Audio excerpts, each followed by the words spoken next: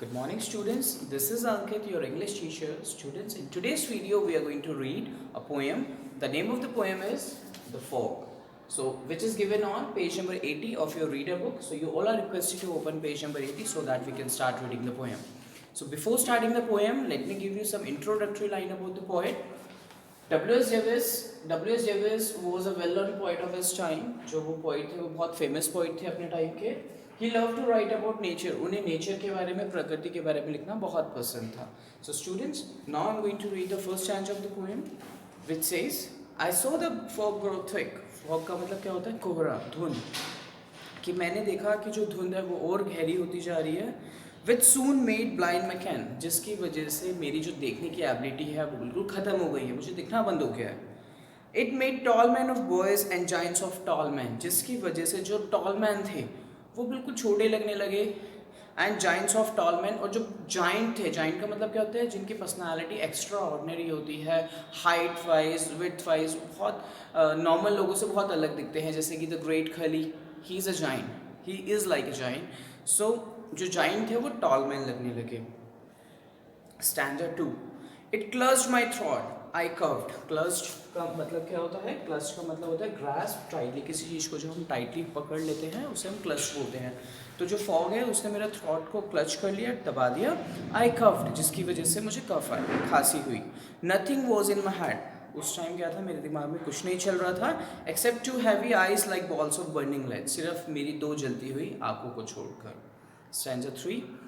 And when it grew so black, और जब और अंधेरा हुआ, जब बिल्कुल अंधेरा हो गया, that I could know place, जिसकी वजह से मुझे समझ नहीं आ रहा था कि मैं कहाँ पे हूँ. I lost all judgement then of distance of space. अंधेरे की वजह से और फॉग की वजह से क्या हो गया?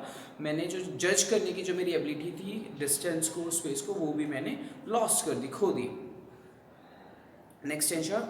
The street lamps and the lights upon the halted cars could either be on earth or be on heavenly stars.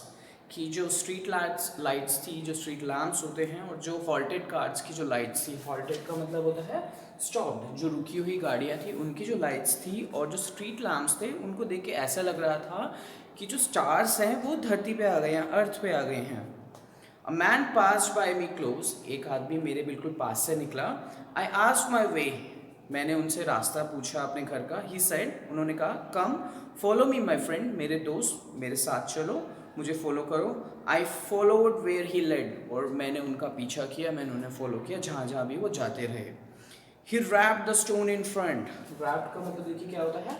Hit or struck.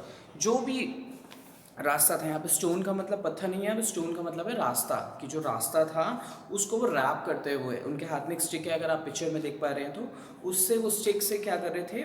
Stone को यानी कि रास्ते को रैप करते हुए, हिट करते हुए चल रहे थे, ये चेक करने के लिए कि रास्ते में कोई ऑब्स्टेकल तो नहीं आ रहा.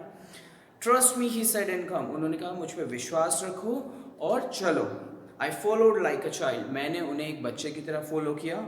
A blind man led me home, और एट लास्ट देखिए हमें पोइम में क्या पता लग रहा है कि जो पोइट को जो पर्सन लेके जा रहे थे वो एक ब्लाइंड मैन थे, वो एक अंधा इंसान था, और एक ब्लाइंड मैन ने मुझे मेरे घर पहुंचाया. So students, this is all about the poem. We have read all the stanzas.